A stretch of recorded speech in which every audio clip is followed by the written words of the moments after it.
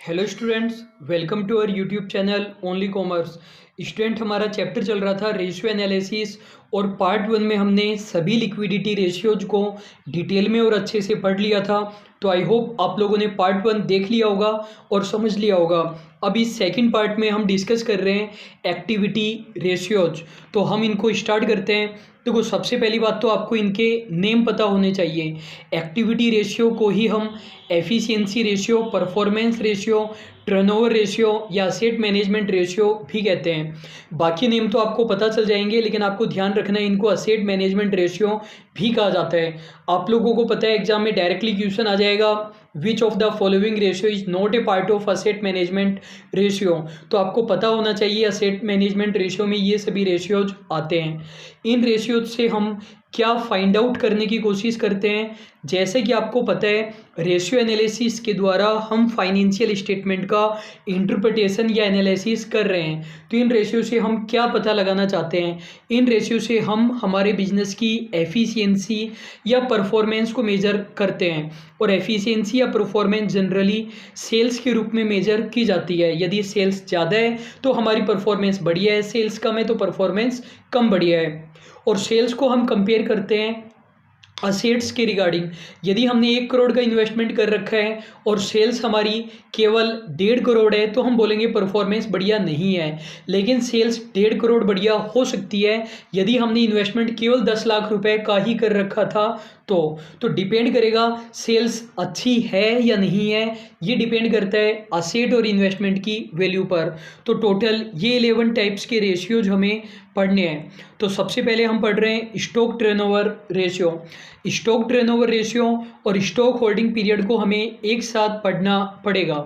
तो सबसे पहले हम देखते हैं स्टॉक टर्नओवर रेशियो। आपको दो चीज़ें देखनी है इन सभी एक्टिविटी रेशियो में। आपको दो चीज़ें देखनी है। पहली चीज़ तो ये कि ये रेशियो क्या कहना चाहता है। जैसे मैं कहूँ कि हमारा स्टॉक टर्नओवर रेशियो आ गया 10:1 या फिर 10 टाइम्स आ गया, तो इसका मतलब क्या है, ये रेशियो क्या शो कर रहा है 10:1 या फिर 10 टाइम्स से। तो पहले तो आपको ये पता होना चाहिए कि रेशियो क्या कहना चाहता है। और दूसरी बात आपको ये पता होना चाहिए कि ये रेशियो हम क्यों कैलकुलेट कर रहे हैं। अब मान लीजिए किसी कंपनी की बैलेंस शीट में स्टॉक शो किया गया है। Stock include raw material, WIP and finish goods. 1 lakh रुपए का स्टॉक शो किया गया है। तो कोई पर्सन ये बोल रहे हैं कि आपके पास तो 1 लाख रुपए का गुड्स पड़ा हुआ है, तो कहने का मतलब आपकी तो परफॉर्मेंस बहुत बेकार है। 1 लाख रुपए का गुड्स तो पता नहीं कितने दिनों में बिकेगा, आप तो पुराना गुड्स बेच रहे हो, आपकी तो परफॉर्मेंस बिल्कुल भी बढ़िया नहीं है। तो उस बंदे को हम ये कह रहे हैं कि भैया ये जो 1 लाख रुपए का गुड्स आपको नज़र आ रहा है ना, ये तो एक ही दिन में बिक जाता है। ये तो डेली आता है और डेली हम बेचते हैं। साल भर में हम 3,65,00,000 का गुड्स बेच देते हैं। कहने का मतलब ये जो 1 लाख रुपए का गुड्स आपको शो हो रहा है, ये तो एक ही दिन का है। आज शाम तक ये बिक जाएगा और कल नया गुड्स आएगा। ये हम बात कर रहे हैं एक तरीके से। मान लीजिए कि कोई रेस्टोरेंट है या फिर कोई मिठाई वगैरह की शॉप है, तो 1 लाख का गुड्स पड़ा हुआ है। वो बंदा बोल रहा है 1 लाख का गुड्स तो हमारा डेली बिक जाता है, साल भर में 3,65,00,000 का गुड्स हम बेच देते हैं। तो अब देखिए कि स्टॉक टर्नओवर रेशियो क्या कहना चाहता है। यहाँ पर जो COGS है वो हमने माना 3,65,00,000 है हमारी। जो हमारी COGS है वो हमने माना 3,65,00,000 है। और जो हमारा एवरेज स्टॉक पड़ा हुआ है वो है 1 लाख। तो हमारा यहाँ पर स्टॉक टर्नओवर रेशियो आ गया 365 टाइम्स, या फिर हम कह सकते हैं 365:1, ये हमारा रेशियो आ गया। तो अब आपको पता चल रहा होगा कि स्टॉक टर्नओवर रेशियो क्या बताता है। स्टॉक टर्नओवर रेशियो हमें ये बताता है कि ये जो हमारा एवरेज स्टॉक है ये कितनी बार सर्कुलेट होता है, कितना ये टर्न लेता है, कितनी बार बिकता है। तो ये जो हमारा एवरेज स्टॉक है 1 लाख रुपए का, साल में हम 365 बार बेच देते हैं। इसी तरीके से मान लीजिए कि किसी कंपनी का स्टॉक टर्नओवर रेशियो 10:1 है, या फिर मैं कहूँ कि 10 टाइम्स है, और उस कंपनी का एवरेज स्टॉक आप मान लीजिए 10,000 रुपये का एवरेज स्टॉक है।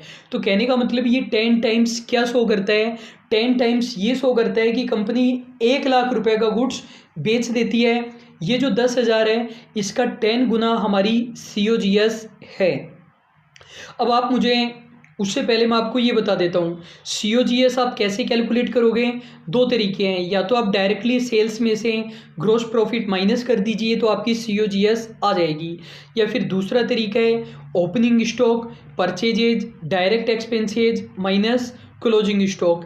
कहने का मतलब 10,000 रुपये का शुरुआत में हमारे पास गुड्स था, 5 लाख रुपए का गुड्स हमने और ख़रीदा और 50,000 रुपये का हमने खर्चा किया, वो भी गुड्स की कॉस्ट में ही जुड़ गया, तो 6,60,000 रुपये का गुड्स ईयर एंड पर बचना चाहिए। 10,000 रुपये का गुड्स शुरुआत में था हमारे पास, 5 लाख का हमने ख़रीदा, 50,000 का इन गुड्स को लाने पर खर्चा किया, मतलब 6,60,000 का गुड्स लास्ट में हमारे पास बचना चाहिए, लेकिन 50,000 का ही बच रहा है ईयर एंड पर, तो बाकी का गुड्स कहाँ गया, बाकी का हमने बेच दिया, तो ये हमारी COGS हो गई।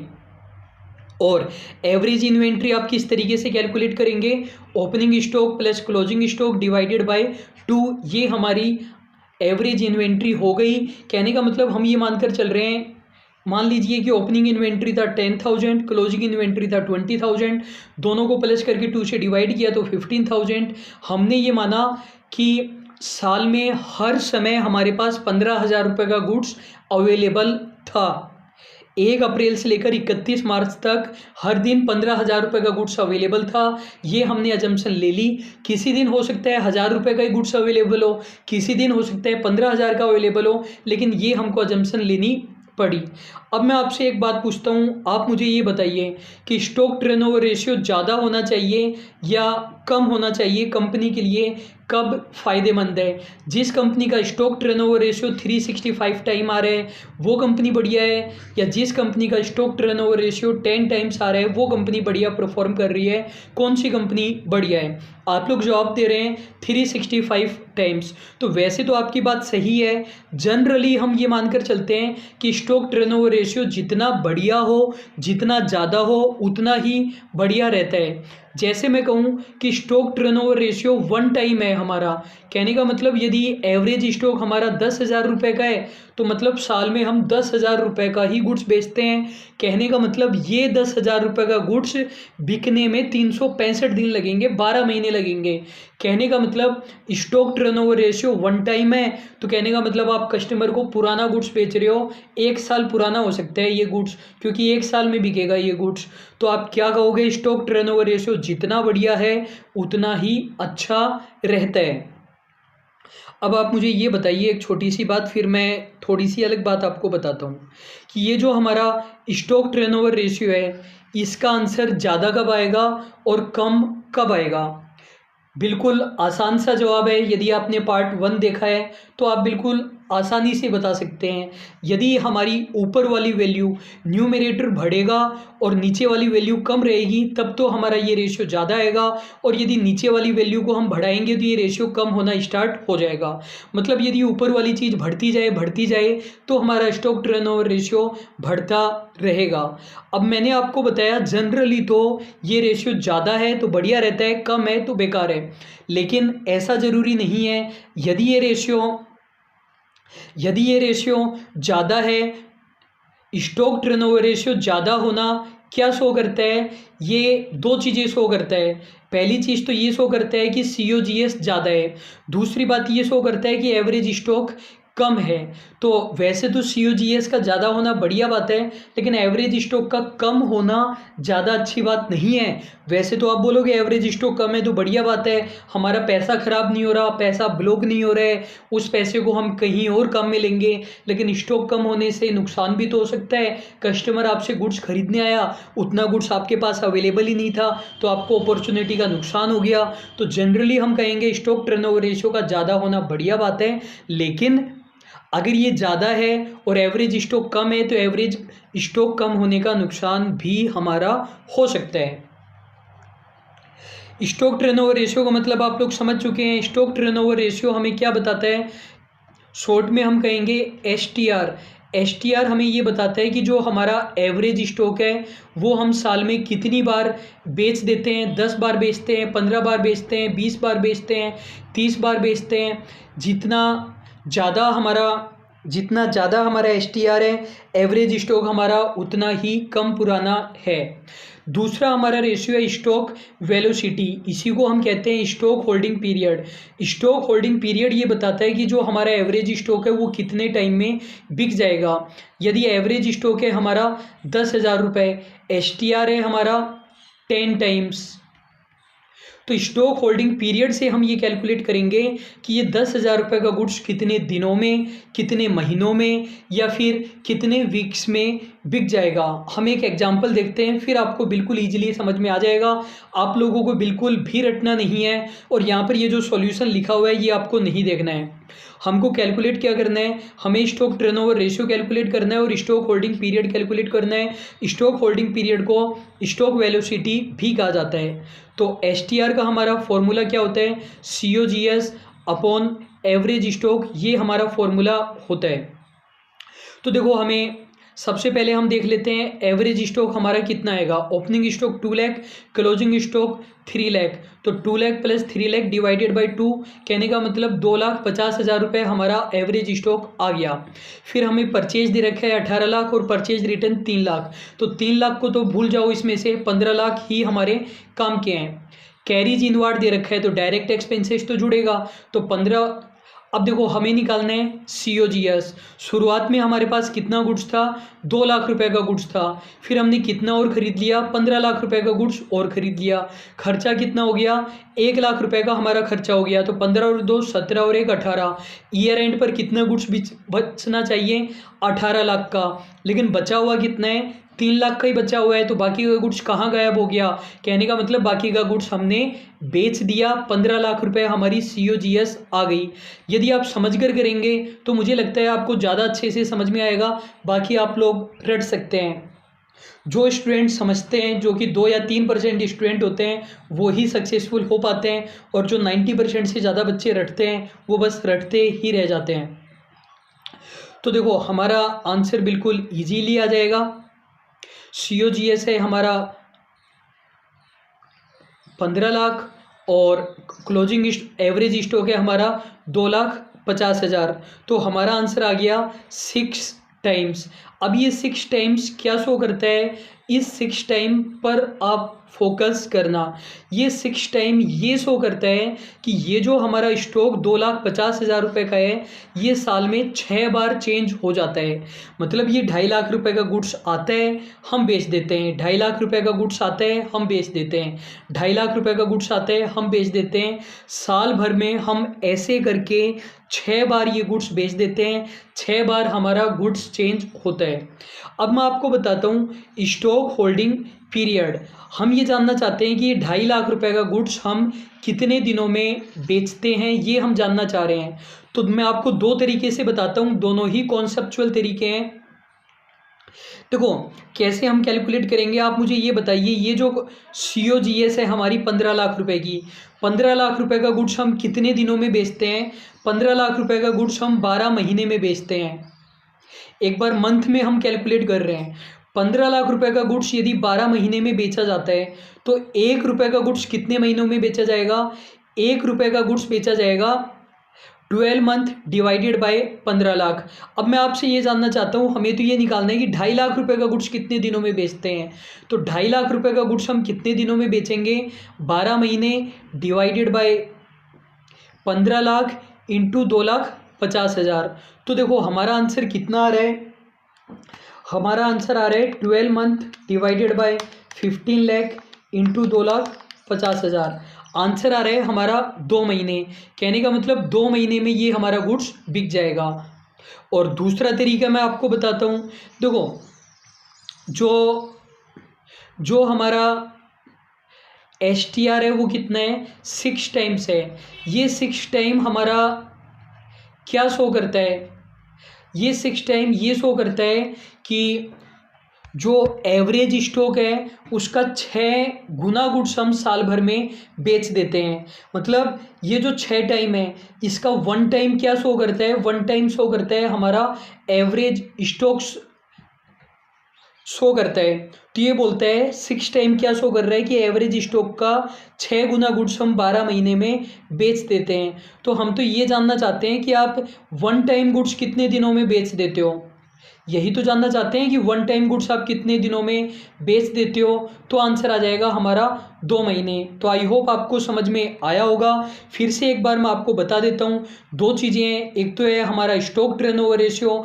स्टॉक टर्नओवर रेशियो 10 टाइम्स आने का मतलब क्या है, ये बताता है कि हमारा एवरेज स्टॉक साल में 10 बार चेंज होता है, या फिर इसका 10 गुना गुड्स हम साल भर में बेच देते हैं। स्टॉक होल्डिंग पीरियड हमें क्या बताता है, ये बताता है कि एवरेज स्टॉक हमारा कितने दिनों में बिकेगा। इसका मैंने आपको तरीका क्या बताया, या तो आप ये वाला तरीका लगा सकते हैं, आप लगा सकते हैं कि COGS हमारा कितने टाइम में बिकता है। COGS तो सीधी सी बात है 12 महीने में बिकता है। तो 1 रुपये का गुड्स कितने दिनों में बिकेगा, 12 महीने divided by COGS into average stock. तो ये हमारा आंसर आ जाएगा। या फिर 12 महीने में 10 बार गुड्स चेंज होता है, तो एक बार गुड्स को चेंज होने में कितना टाइम लगेगा, ऐसे हमारा आंसर आ जाएगा। यदि आपको दिनों में आंसर निकालना हो तो 365, मंथ में निकालना हो तो 12 टाइम्स, और वीक्स में निकालना हो तो 52 वीक्स हम ले सकते हैं। तो आई होप आपको ये समझ में आ गया हो। फिर भी नहीं आया हो तो वीडियो को स्टॉप करके आपको 5-7 मिनट सोचना है। यदि आप सोचेंगे समझेंगे तो पहली बार आपको टाइम लगेगा, लेकिन जीवन भर आपको याद रहेगा। जब हम लोग पढ़ते थे IPCC में, या फिर BCom सेकेंड ईयर, या फिर MCom में, तो कुछ फॉर्मूला के बारे में तो मैंने 3-3 4-4 घंटे सोचा। इवन कुछ चीज़ों के बारे में पूरा दिन मुझे सोचना पड़ा, दूसरे फ्रेंड्स वगैरह से मैंने डिस्कस किया, तब जाकर उन फॉर्मूला का मीनिंग हमें समझ में आया। बाकी आप केवल फॉर्मूला याद करेंगे तो मुझे नहीं लगता कि कोई बड़ा एग्ज़ाम क्लियर आप इजीली कर पाओगे। अब नेक्स्ट हमारा रेशियो है debtors turnover ratio. Debtors turnover ratio क्या शो करता है, देखो उसी तरीके से मान लीजिए कि हमारी बैलेंस शीट में डेटर शो कर रखे हैं 10,000 रुपये की डेटर शो कर रखे हैं। मान लीजिए बैलेंस शीट में कोई पर्सन हमें ये बोल रहा है कि 10,000 रुपये की आपकी डेटर है, तो पता नहीं आपका तो बिजनेस ही बहुत बेकार चल रहा है, क्योंकि इतने सारे लोगों से तो आपने पैसा लिया ही नहीं, आप तो उधार ही उधार में गुड्स बेचते जाते हो। तो हम उनको ये बोल रहे हैं कि भैया ये जो 10,000 रुपये की डेटर आपको शो कर रहे हैं ना, ये तो एक ही दिन की उधार है, एक दिन से ज़्यादा की उधार तो हम देते ही नहीं है। साल भर में हम 3,65,000 रुपये का उधार में गुड्स बेच देते हैं, ये तो केवल एक ही दिन की उधार है। कहने का मतलब डेटर टर्नओवर रेशियो इस पर्सन का कितना है, 365 टाइम्स है। कहने का मतलब ये डेटर टर्नओवर रेशियो हमें क्या बताता है, डेटर टर्नओवर रेशियो ये बताता है कि हमारे एवरेज डेटर कितनी बार चेंज होते हैं। अब यदि डेटर टर्नओवर रेशियो 365 टाइम है, तो ये बताता है कि ये जो डेटर है 10,000 के, ये साल में 365 बार चेंज होते हैं। 10,000 की ये डेटर है, इनसे पैसा आ जाएगा, ये ख़त्म हो जाएंगे, दूसरे डेटर आएंगे, उनसे पेमेंट आ जाएगा, तीसरे डेटर आएंगे, उनसे पेमेंट आ जाएगा। साल में 365 बार चेंज होते हैं। और यदि हम साल भर में गुड्स ही मान लीजिए उधार में 10,000 रुपये का ही बेचते हैं, और 10,000 के डेटर पड़े हुए हैं, तो कहने का मतलब 12-12 महीने की उधार हम लोग कर लेते हैं। अब आप मुझे पहले तो मैं आपको ये बता देता हूँ, नेट क्रेडिट सेल्स आपको पता ही है क्या होती है, और एवरेज रिसीवेबल में आप क्या लेंगे, हमें लेना है ओपनिंग डेटर और ओपनिंग बिल्स रिसीवेबल, और इसके अंदर हमें जोड़ देना है क्लोजिंग डेटर और क्लोजिंग बिल्स रिसीवेबल, और 2 से हमें डिवाइड कर देना है। खास बात यह है कि PVBD प्रोविज़न फॉर डाउटफुल डेप्ट को हमें लेस नहीं करना है। फिर से बोलता हूँ, प्रोविज़न फॉर डाउटफुल डेप्ट को हमें लेस नहीं करना है। यदि डेटर हमें 10,000 रुपये की दे रखे हैं और प्रोविज़न हमें 2,000 रुपये का दे रखा है, और नेट डेटर्स हमें 8,000 रुपये के दे रखे हैं, तो आप 8,000 लोगे या 10,000 लोगे, हमें पूरे 10,000 लेने हैं। आप बोलोगे ऐसा क्यों कर रहे हैं, देखो इसका लॉजिक है। हम ये 2,000 रुपये लेस क्यों करते हैं, हम ये अनुमान लगा रहे हैं कि 2,000 रुपये हमारे डूब जाएंगे, 10,000 में से केवल 8,000 लोगों के ही पैसे आएंगे, 8,000 रुपये आएंगे, 2,000 नहीं आएंगे। अब सीधी सी बात है, हमने 10,000 रुपये का गुड्स उधार में बेचा होगा, 10,000 रुपये का गुड्स उधार में बेचा होगा ना हमने, तभी तो हमारे डेटर कितने आ रहे हैं, 10,000। अब यदि आप डेटर में से 2,000 कम करना चाहते हो, फिर तो आप सेल्स में से भी कम कीजिए 2,000। यहाँ पर तो आप सेल्स तो पूरी रखना चाहते हो और डेटर कम करना चाहते हो, तब तो ये बेस ही बिगड़ जाएगा हमारा, क्योंकि हम क्रेडिट सेल्स फुल ले रहे हैं, इसलिए हमें रिसीवेबल्स भी फुल लेने हैं। कोई एजम्पशंस का गेम नहीं है, बिल्कुल 100% कन्फर्म ये चीज़ है, पीवीबीडी को हमें लेस नहीं करना है। अब आप मुझे एक बात बता दीजिए कि डेटर टर्नओवर रेशियो ज़्यादा कब आएगा और कम कब आएगा। सीधी सी बात है, ऊपर वाली चीज़ बढ़े तो ये रेशियो डीटीआर हमारा बढ़ता जाएगा, और यदि नीचे वाली चीज़ बढ़े तो डीटीआर हमारा कम होता जाएगा। यदि हमारा डीटीआर 2 टाइम्स है, 2 टाइम्स का मतलब डेटर 2 ही बार चेंज होते हैं, 2 ही बार चेंज होने का मतलब यदि डेटर हमारे 10,000 है तो 20,000 का तो गुड्स ही बेचते हैं हम, और 2 ही बार डेटर चेंज हो रहे हैं तो 6-6 महीने में पेमेंट आता है हमारे पास। अब एक बात बता दो आप मुझे कि डीटीआर ज़्यादा होना फ़ायदेमंद है या कम होना फ़ायदेमंद है। डीटीआर हमारा ज़्यादा होना फ़ायदेमंद है। ज़्यादा होने का मतलब जल्दी जल्दी हमारे पास पेमेंट आता है और ज़्यादा हमारी सेल्स है, ये तो है जनरली बात, लेकिन ऐसा ज़रूरी नहीं है। यदि डीटीआर हमारा ज़्यादा है तो इसका मतलब जो एवरेज रिसीवेबल है वो हमारे कम है, और एवरेज रिसीवेबल कम होने से कंपनी को नुकसान हो सकता है। डेटर कम होने से कंपनी को नुकसान क्या हो सकता है, डेटर कम होने का मतलब है कंपनी ज़्यादा उधार नहीं करती, और ज़्यादा उधार नहीं करती मतलब सेल्स हमारी कम होएगी, और कंपनी यदि ज़्यादा उधार देना स्टार्ट कर दें तो हो सकता है कंपनी की सेल्स बढ़ जाएँ। अब अगली बात है डेटर कलेक्शन पीरियड, इसी को ही डेटर्स वेलोसिटी भी कहा जाता है। कैसे हम कैलकुलेट करेंगे, डायरेक्टली हम एग्जांपल देख लेते हैं। आप लोगों को ये सॉल्यूशन नहीं देखना है, जो मैं लिख रहा हूँ वो आपको देखना है। ओपनिंग डेटर दे रखे हैं 2 लाख, क्लोजिंग डेटर दे रखे हैं 3.5 लाख, और ओपनिंग बिल से रिसीवेबल दे रखे हैं 50,000। सेल्स, केवल सेल्स बोला और कुछ भी नहीं बोला, तो ये टोटल सेल्स है 18 लाख। सेल्स रिटर्न है हमारी 3 लाख, क्रेडिट सेल्स है 60%, डीटीआर हमें निकालना है और डेप्ट कलेक्शन पीरियड हमें निकालना है। तो पहले हम निकाल लेते हैं average account receivable. Average account receivable हम कैसे निकालेंगे, ओपनिंग डेटर, ओपनिंग डेटर हमारी कितने हैं 2 लाख, और ओपनिंग बिल से रिसीवेबल कितने हैं हमारे 50,000। इसी तरीके से क्लोजिंग डेटर हमारी कितने हैं 3.5 लाख रुपए, और क्लोजिंग बिल से रिसीवेबल कितने हैं कुछ भी नहीं बताया तो हम नील मान लेते हैं, डिवाइडेड बाय 2। तो इनका टोटल कितना आ गया 2.5 लाख प्लस 3.5 लाख, तो ये 6 लाख हमारा टोटल आ गया, डिवाइडेड बाय 2, तो 3 लाख हमारे एवरेज रिसीवेबल आ गए। क्रेडिट सेल्स की बात करें तो टोटल सेल्स हमारी कितनी थी 18 लाख, इसमें से सेल्स रिटर्न हम माइनस कर देते हैं 3 लाख, और इसका हम 60% कर लेंगे, क्योंकि ये जो देखो सेल्स रिटर्न है ये क्रेडिट सेल्स में से भी रिटर्न हुआ होगा, और जो हमने कैश में सेल्स की उसमें से भी रिटर्न हुआ होगा। आप ये थोड़ी ना मानोगे कि जिन्होंने नगद में गुड्स खरीदे हैं वही वापस लौटाएंगे, या जिन्होंने उधार में खरीदा है वही लौटाएंगे, ये मानकर चलेंगे दोनों में से ही वापस आया होगा। तो 18 लाख में से हमने 3 लाख घटा दिए, 15 लाख बचे, 15 लाख का 60% हमने किया तो 9 लाख रुपए हमारा आंसर आ गया। अब हमें निकालना है डीटीआर, तो डीटीआर हमारा कैसे निकलेगा, credit sales divided by average account receivable. तो क्रेडिट सेल्स है हमारी 9 लाख और एवरेज अकाउंट रिसीवेबल हमारा कितना है 3 लाख, तो आंसर हमारा कितना आ गया 3 टाइम्स। और ये जो 3 टाइम्स है इस पर आपको फोकस करना है। ये क्या शो करता है कि हमारे डेटर साल में 3 बार चेंज होते हैं। हमारे डेटर साल में कितनी बार चेंज होते हैं, 3 बार चेंज होते हैं। या फिर ये शो करता है कि एवरेज डेटर हमारे 3 लाख है ना, तो हम इसका 3 गुना गुड्स बेचते हैं, ये बात ये शो करता है। अब दूसरा हमारा जो फॉर्मूला होता है debtor collection period.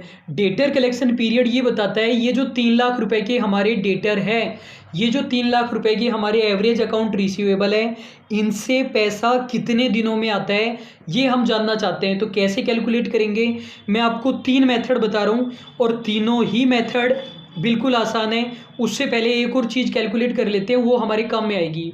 Credit sales पर डे और कैलकुलेट कर लेते हैं। टोटल क्रेडिट सेल्स हमारी कितनी थी 9 लाख रुपए की थी, ये तो टोटल है 1 साल की, और पर डे की बात करें तो 9 लाख डिवाइडेड बाय 365 दिन, तो एक दिन की सेल्स हमारी कितनी हो रही है? 2466 रुपये।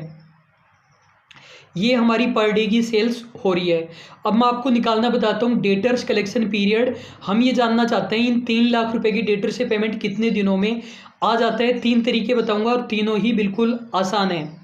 देखो हमारी क्रेडिट सेल्स कितनी थी? क्रेडिट सेल्स थी हमारी 9 लाख। आप मुझे ये बताइए 9 लाख रुपए कितने दिनों की सेल्स है हमारी? ये है 12 महीने की सेल्स। तो कहने का मतलब 1 रुपए की सेल्स में कितना टाइम लगेगा? 1 रुपए की सेल्स में टाइम लगा 12 महीने डिवाइडेड बाय 9 लाख। और हमें तो यही पता करना है ना, जो हमारे एवरेज रिसीवेबल है वो कितने रुपए के हैं? वो है 3 लाख रुपीज के। तो 12 month divided bye 9 lakh into 3 lakh, तो हमारा आंसर कितना आ जाएगा? 12 lakh divided by 12 month, 12 divided bye 9 lakh into 3 lakh, तो आंसर आ गया हमारा। एक बार फिर से हम देखते हैं, 12 divided bye 9 lakh into 3 lakh, तो आंसर आ गया हमारा 4। तो कहने का मतलब इन डेटर से हमारे पास पैसा कितने दिनों में आ जाता है? 4 महीने में हमारे पास पैसा आ जाता है। दूसरा मेथड मैं बताता हूँ, हमारा जो डेटर टर्नओवर रेशियो है वो कितना है? 3 टाइम्स है हमारा डेटर टर्नओवर रेशियो। मतलब कि एक साल में 3 बार हमारे डेटर चेंज हो जाते हैं। तो हमें तो यही जानना है ना, एक बार डेटर कितने टाइम में चेंज होते हैं? तो एक बार डेटर हमारे 4 महीने में चेंज हो जाते हैं। 12 मंथ डिवाइडेड बाय DTR। तीसरा तरीका मैं आपको बताता हूँ। देखो हमारे एवरेज अकाउंट रिसीवेबल कितने रुपए के हैं? 3 लाख रुपए के। हम यही तो जानना चाहते हैं कि इन डेटर से पेमेंट कितने दिनों में आएगा। देखो एक दिन में आप कितने रुपए के गुड्स बेचते हो? एक दिन में आप गुड्स बेचते हो 2466 रुपए के। तो ये जो 3 लाख रुपए की डेटर है ये कितने दिन की सेल्स है? ये आ रही है 121.65 दिन, क्योंकि हमने 2466 पर डे लिया था। तो 121 दिन का मतलब क्या होता है? 121 का मतलब 4 महीने हो गया। तो तीनों ही मेथड से हमारा 4 मंथ आंसर आ जाएगा। आई होप आपको समझ में आ चुका है। तो डेटर वेलोसिटी या तो हम इस तरीके से निकाल सकते हैं, जिसमें भी आपको निकालना हो, दिनों में, मंथ में या फिर वीक्स में, divided by credit sales into average account receivable, या फिर पीरियड डिवाइडेड बाय DTR, या फिर average receivable upon credit sales पर डे। अगला है हमारा क्रेडिटर्स टर्नओवर रेशियो और इसी तरीके से क्रेडिटर्स वेलोसिटी। जैसे डेटर्स टर्नओवर रेशियो हम कैलकुलेट करते थे उसी तरीके से क्रेडिटर्स टर्नओवर रेशियो हम कैलकुलेट कर लेंगे। फॉर्मूला हो जाएगा हमारा net credit purchases upon average payables. Creditors हम मान लेते हैं कि हमारे हैं 10,000 रुपये के हमारे क्रेडिटर्स है, और हमारी जो क्रेडिट सेल्स है, क्रेडिट परचेज है, वो है हमारी 1 लाख रुपीज़ की। तो हमारा क्रेडिटर्स टर्नओवर रेशियो कितना आ जाएगा? 10 टाइम्स आ जाएगा। क्रेडिटर्स है हमारे 10,000 रुपये के और क्रेडिट परचेज है हमारी 1 लाख रुपीज़ की। तो 10 टाइम्स हमारा क्रेडिटर्स टर्नओवर रेशियो आ गया। ये क्या शो करता है? ये शो करता है कि हम क्रेडिटर्स को साल में 10 बार पेमेंट करते हैं। मतलब इन 10,000 के क्रेडिटर्स को हम पेमेंट कर देंगे, फिर से क्रेडिटर्स जनरेट होंगे, उनको भी पेमेंट कर देंगे, फिर से क्रेडिटर्स जनरेट होंगे। इस तरीके से साल में 10 बार क्रेडिटर्स चेंज होंगे। या फिर ये रेशियो शो करता है कि क्रेडिटर्स 10,000 है तो इसका 10 गुना 1 लाख रुपए की हमारी क्रेडिट परचेज है। अब आप मुझे डायरेक्टली ये बता दो कि ये रेशियो CTR कब बढ़ेगा, कब कम होगा। यदि ऊपर वाली चीज़ बढ़ेगी तो CTR बढ़ेगा और नीचे वाली चीज़ बढ़ेगी तो CTR कम हो जाएगा। अब आप ये और बता दो क्रेडिटर्स टर्नओवर रेशियो ज़्यादा होना चाहिए या कम होना चाहिए। देखो ये वाला रेशियो कम होना चाहिए। कम क्यों होना चाहिए? देखो फाइनेंशियल मैनेजमेंट में हम ये मानकर चलते हैं कि किसी से पैसा लेना हो ना तब तो जल्दी जल्दी ले लो, और किसी को पैसा देना हो ना तो देर करो। मतलब मकान मालिक को किराया देना है तो जितने दिन उसको टाल सकते हो ना उतने दिन आप टाल दो, और किसी से पैसा लेना हो, स्टूडेंट से फ़ीस कलेक्ट करनी है तो जल्दी जल्दी कलेक्ट कर लेनी चाहिए, स्टूडेंट को टाइम नहीं देना चाहिए। ये हम एफएम में मानकर चलते हैं। प्रैक्टिकल लाइफ में अलग चीज़ हो सकती है, यदि आप टाइम पर पेमेंट करोगे तो आपकी गुडविल बढ़ेगी, लेकिन हम एफएम में ऐसा मानकर चल रहे हैं। ऐसा क्यों? यदि पैसा हमारे पास जल्दी आएगा तो उस पैसे से हमें अपॉर्चुनिटी बेनिफिट मिलेगा, बैंक में जमा कराएंगे या फिर कहीं इन्वेस्ट करेंगे।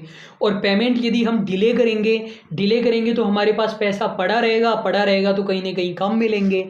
ये हमारा लॉजिक है। तो आपने क्या समझा? पैसा लेना हो तो जल्दी से ले लो और देना हो तो टाइम लगाओ, ये हमारा रूल है।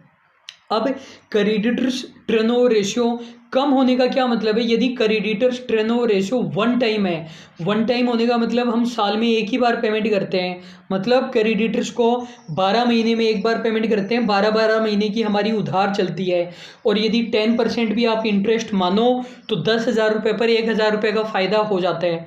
मतलब क्रेडिटर्स टर्नओवर रेशियो जितना ज़्यादा है उतना जल्दी जल्दी हम पेमेंट कर रहे हैं। तो जनरली हम ये मानकर चलते हैं क्रेडिटर्स टर्नओवर रेशियो कम होता है तो बढ़िया रहता है, लेकिन ऐसा ज़रूरी नहीं है। क्रेडिटर्स टर्नओवर रेशियो कम होने का मतलब यही तो शो करता है कि हम जल्दी पेमेंट नहीं कर रहे। तो ये भी तो शो कर सकता है कि जो हमारी शॉर्ट टर्म सॉल्वेंसी पोजीशन है वो बढ़िया नहीं है, तभी तो आप क्रेडिटर्स को टाइम पर पेमेंट नहीं कर रहे हो। और एवरेज पेबल आप इस तरीके से कैलकुलेट कर लेंगे। Opening creditor, opening BP, bills payable, closing creditor और closing bills payable divided by 2। अभी जब हम क्वेश्चन करेंगे तब आपको और भी ज़्यादा अच्छे तरीके से समझ में आ जाएगा। इसी तरीके से क्रेडिटर्स पेमेंट पीरियड या क्रेडिटर्स वेलोसिटी होती है। डायरेक्टली हम एग्जांपल देखते हैं। क्लोजिंग क्रेडिटर 6 लाख रुपीज़ के, नेट क्रेडिट परचेजेज 18 लाख रुपए, purchase return 3 lakh, credit purchase 60%, calculate CTR and average payment period. सबसे पहले हम निकाल लेते हैं average account payable. Average account payable हम कैसे निकालेंगे?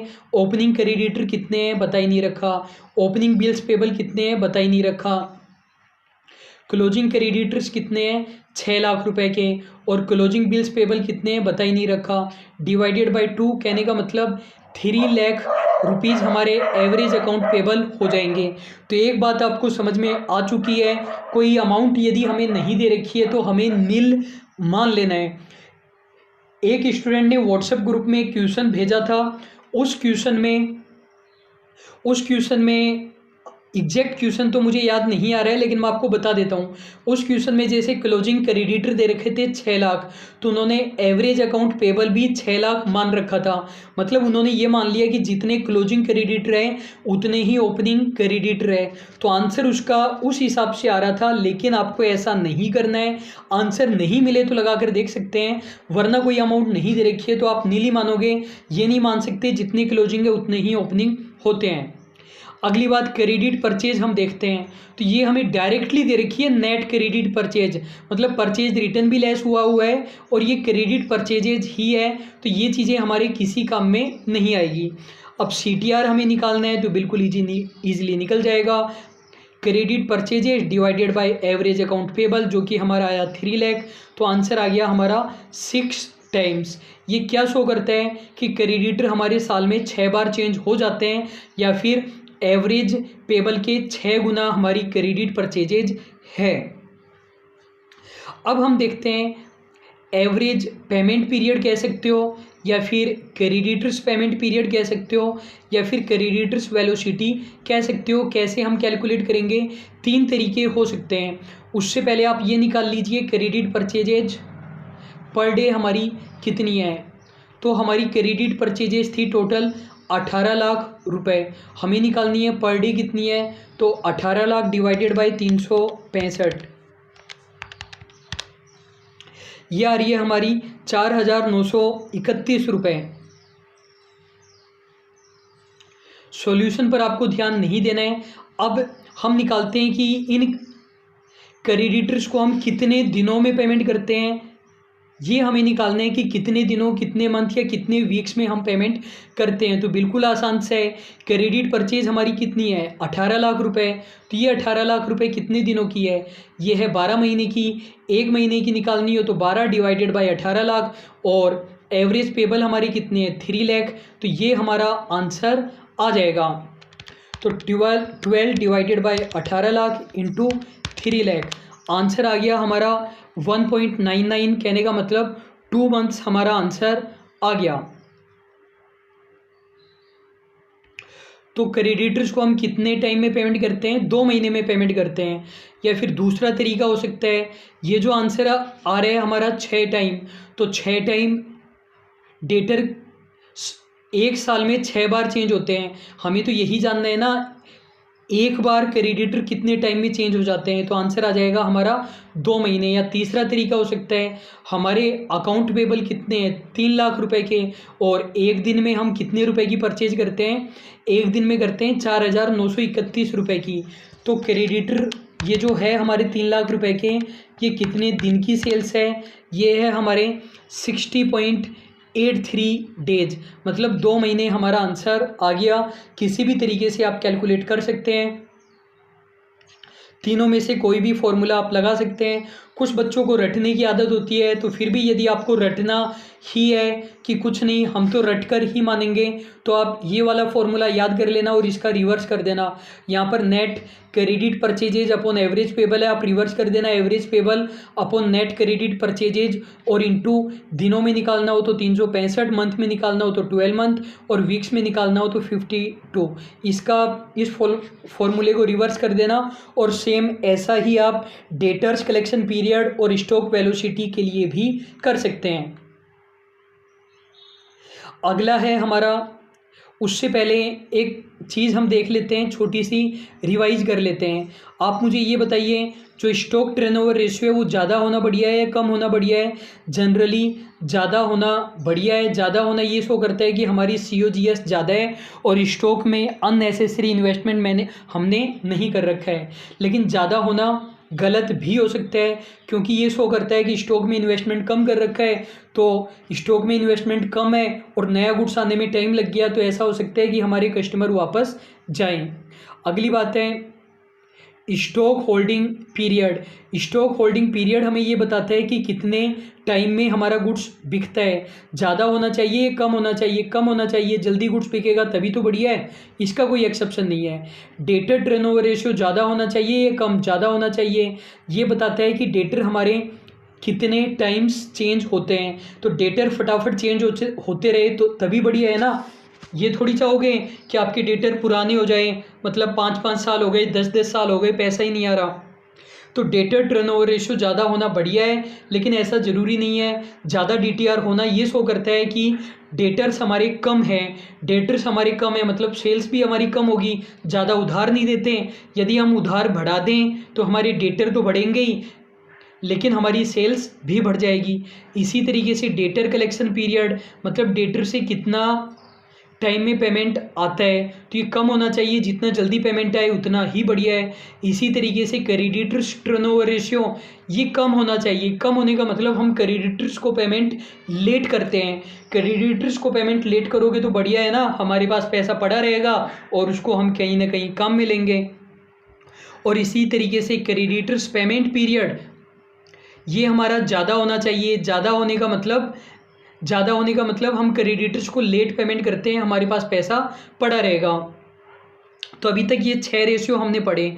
इनमें से जो क्रेडिटर्स टर्नओवर रेशियो है, डेटर्स टर्नओवर रेशियो है, और फिर से बोलता हूँ, stock turnover ratio, debtors turnover ratio और क्रेडिटर्स टर्नओवर रेशियो टाइम्स में आता है। टाइम्स का मतलब 2 गुना, 3 गुना, 4 गुना, 10 गुना, 50 गुना। और ये जो हमारे स्टॉक होल्डिंग पीरियड है, या फिर डेटर कलेक्शन पीरियड है, या क्रेडिटर्स पेमेंट पीरियड है, ये हमारा दिनों में, महीनों में या फिर वीक्स में आएगा। वैसे आपको आंसर देखकर पता चल जाएगा कि आंसर हमारा किस में आएगा। अब देखो, टोटल असेट टर्नओवर रेशियो, ये हमारा फॉर्मूला हो जाएगा sales upon total asset. Total asset का मतलब बैलेंस शीट की असेट साइड का टोटल। लेकिन आपको 50 CS असेट नहीं लेना है। टोटल एसेट में से क्या नहीं लेना है आपको, फिक्टिशियस असेट्स नहीं लेना है। फिक्टिशियस असेट्स क्या होती है, ये ऐसे एक्सपेंसेस होते हैं जो हमने एक साथ कर तो दिए लेकिन उसका बेनिफिट हमें कई सालों तक मिलेगा। जैसे discount on issue of shares and debentures हो सकता है, शेयर डिबेंचर को इशू करने पर हमने डिस्काउंट दिया था। वैसे शेयर तो आजकल डिस्काउंट पर इशू नहीं होते हैं except the sweat equity share, लेकिन डिबेंचर तो हो ही सकते हैं और शेयर में स्वेट इक्विटी शेयर तो होते ही हैं। इसी तरीके से premium on redemption of preference share and debenture, preference share या डिबेंचर का रिडम्पशन किया तो उस पर हमने प्रीमियम दिया, वो भी हमारा खर्चा है। इसी तरीके से premium on buyback of equity share, ये भी हमारा खर्चा है। इसी तरीके से अंडरराइटिंग कमीशन हो सकता है, ब्रोकरेज हो सकती है, या फिर प्रीलिमिनरी एक्सपेंसेज हो सकते हैं। तो ये सभी, या फिर डेफर्ड रेवेन्यू एक्सपेंडिचर है, तो ये भी क्या होते हैं, फिक्टिशियस असेट्स ही होती है। यदि मैं आपको शॉर्ट में पता लगाने की ट्रिक्स बताऊं कि फिक्टिशियस असेट्स क्या होती है, तो फिक्टिशियस असेट में दो चीज़ें आ सकती है, या तो P&L का डेबिट बैलेंस आएगा, या फिर इधर खर्चा दिखा रखा है, बस वो खर्चा प्रीपेड एक्सपेंसेज नहीं होना चाहिए। फिर से बोलता हूँ, बैलेंस शीट की असेट साइड में यदि इन दोनों में से एक चीज़ आ जाए तो वो 100% फिक्टिशियस असेट होती है। या तो P&L का डेबिट बैलेंस आ जाए, डेबिट बैलेंस होगा तभी आएगा असेट साइड में, या फिर एक्सपेंसेस लिखा हुआ आ जाए। एक्सपेंसेस प्रीपेड नहीं होना चाहिए, यदि प्रीपेड एक्सपेंसेस लिखा हुआ है या एडवांस एक्सपेंसेस लिखा हुआ है तो वो फिक्टिशियस असेट नहीं है, वरना एक्सपेंसेस लिखा हुआ है चाहे कोई भी एक्सपेंसेस हो वो 100% फिक्टिशियस असेट ही है। एक और बात होती है, एक होता है non trade investment. Non trade investment का मतलब है हमारी कंपनी का मेन पर्पस दूसरी कंपनियों में इन्वेस्टमेंट करना नहीं है। जैसे मान लीजिए हमारी कंपनी एजुकेशन फील्ड में है, तो हमारा काम दूसरी कंपनियों में इन्वेस्ट करना तो है नहीं, दूसरी कंपनियों के शेयर डिबेंचर खरीदना बेचना। तो कुछ लोग नॉन ट्रेड इन्वेस्टमेंट को भी टोटल असेट्स में नहीं लेते हैं और कुछ लोग ले भी लेते हैं। मैं ये मानकर चलता हूँ नॉन ट्रेड इन्वेस्टमेंट को नहीं लेना है, तो टोटल एसेट में आपको फिक्टिशियस असेट्स भी नहीं लेना और नॉन ट्रेड इन्वेस्टमेंट भी नहीं लेना है। यदि क्वेश्चन आपको बताए नहीं कि इन्वेस्टमेंट ट्रेड है या नॉन ट्रेड है, तो आपको नॉन ट्रेड ही मानना है, तो इन्वेस्टमेंट और फिक्टिशियस असेट नहीं लेना है। बाकी क्वेश्चन के ऑप्शन पर डिपेंड करेगा कि आंसर कैसे आ रहे हैं। आप लोग ये नहीं कहोगे कि आपने बोला था नॉन ट्रेड इन्वेस्टमेंट नहीं लेना है, यहाँ पर ले लिया, आंसर ऐसे आ रहा है। ये केवल अजम्पशंस का गेम है और कुछ भी नहीं है। अब ये वाला रेशियो क्या शो करता है, मान लीजिए कि हमने 50 लाख रुपए का इन्वेस्टमेंट कर रखा है हमारे बिजनेस में। कितने रुपए का इन्वेस्टमेंट कर रखा है, 50 लाख का, और हमारी सेल्स हो रही है 20 लाख रुपए की ही केवल। तो बढ़िया बात है या गलत बात है, बिल्कुल गलत बात है। 0.4 टाइम है हमारा टोटल असेट टर्नओवर रेशियो, मतलब सेल्स हमारी ज़्यादा होनी चाहिए ना। और मान लीजिए दूसरा एग्जांपल, सेल्स हमारी 20 लाख ही है, इस वाले एग्जांपल में भी 20 लाख थी और इसमें भी 20 लाख है, लेकिन इन्वेस्टमेंट तो हमने 1 लाख ही कर रखा है, तो बहुत ही बढ़िया बात है। तो टोटल असेट टर्नओवर रेशियो ज़्यादा होना चाहिए या कम, ज़्यादा होना चाहिए, तभी तो हमारा रिटर्न ऑन इन्वेस्टमेंट ज़्यादा आएगा। इसी तरीके से फिक्स्ड असेट टर्नओवर रेशियो हो जाएगा, करंट असेट टर्नओवर रेशियो हो जाएगा, वर्किंग कैपिटल टर्नओवर रेशियो हो जाएगा और कैपिटल एम्प्लॉयड टर्नओवर रेशियो हो जाएगा। इनके न्यूमेरिकल एग्जाम्पल बताने की ज़रूरत नहीं है कि वर्किंग कैपिटल टर्नओवर रेशियो कैसे आएगा, current asset turnover ratio, fixed asset turnover ratio या टोटल असेट टर्नओवर रेशियो। आप लोग समझ चुके हैं कि ऊपर सेल्स आएगा और नीचे जिसका टर्नओवर हम निकाल रहे हैं वो आ जाएगा। यदि सेल्स हमें नहीं दे रखा तो COGS हम ले लेंगे। अब देखो कैपिटल एम्प्लॉयड टर्नओवर रेशियो की हम बात करते हैं। कैपिटल एम्प्लॉयड टर्नओवर रेशियो का फॉर्मूला क्या हो जाएगा, जैसे हमने बाकी वाले में कैलकुलेट किया सेम उसी तरीके से ऊपर सेल्स आ जाएगा और नीचे हमें लेना है एवरेज कैपिटल एम्प्लॉयड। आप सोच रहे होंगे कि इस वाले फॉर्मूले में हमने एवरेज काम में लिया है और जो बाकी के थे हमारे वर्किंग कैपिटल या फिर फिक्स्ड असेट, करंट असेट, इनमें हमने क्लोजिंग वाली लिया है। ऐसा नहीं है, यहाँ पर भी हमें एवरेज फिक्स्ड असेट लेना होता है, एवरेज करंट असेट लेना होता है, एवरेज वर्किंग कैपिटल लेना होता है। लेकिन जनरली जो आप एग्ज़ाम में या बुक में क्वेश्चन करते हो उसमें केवल क्लोजिंग वैल्यू ही दी होती है, ओपनिंग वैल्यू नहीं दी हुई होती है, इसलिए हम क्लोजिंग वाली ले लेते हैं। फिर से समझाता हूँ, ये जो हम असेट्स ले रहे हैं, fixed asset, current asset, working capital, total asset, ये लेनी तो चाहिए हमें एवरेज, लेकिन क्वेश्चन में हमें ओपनिंग फिगर्स नहीं दी हुई होती है, इसलिए हम क्लोजिंग वाली ले लेते हैं। लेकिन जब कैपिटल एम्प्लॉयड वाला फॉर्मूला होता है वहाँ पर क्वेश्चन हमें दोनों फिगर देगा, ओपनिंग वैल्यू भी देगा और क्लोजिंग भी देगा, इसलिए हम एवरेज कैपिटल एम्प्लॉयड लेते हैं। हम थोड़ा समझने की कोशिश करते हैं। फॉर्मूला तो आपको पता चल ही चुका है, सेल्स और एवरेज कैपिटल एम्प्लॉयड का। तुम आपको एक न्यूमेरिकल क्वेश्चन नहीं बताकर कैपिटल एम्प्लॉयड कैलकुलेट करना बता देता हूं कि कैपिटल एम्प्लॉयड हम कैसे कैलकुलेट करते हैं। आप लोग बिल्कुल ध्यान से बात सुनिएगा कि कैपिटल एम्प्लॉयड क्या होती है। फॉर्मूला आप लोगों को याद नहीं करना है, समझना है। जो मैं आपको समझाना चाहता हूँ वो आप समझने पर ध्यान देना। वैसे कैपिटल स्ट्रक्चर वाले चैप्टर में मैंने आपको समझाया था। देखो ये वाला जो लाइबिलिटी साइड है ये हमें बताता है sources of fund. Sources of fund का मतलब है पैसे कहाँ से आए, ये वाला पोर्शन हमें ये बताता है।